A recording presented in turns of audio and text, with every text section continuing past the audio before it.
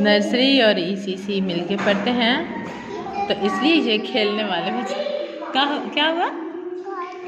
घर अभी चले जाएंगे थोड़ी देर तक। जी आप क्या फरमा रहे हो? सबने घर जाना है सुबह ही सुबह? हो गया? तो आपने क्यों खा रहे?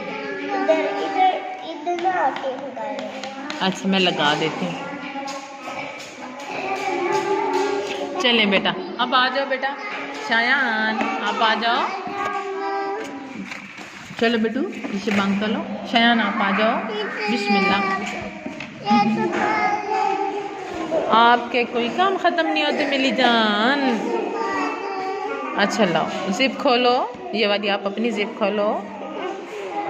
माशाल्लाह इतना प्यारा कलर किया है शायान ने।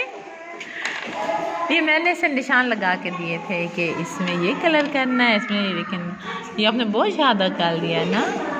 अच्छा ये क्या चीज़ है शायान? ये क्या है मुझे बताओ, ये क्या है?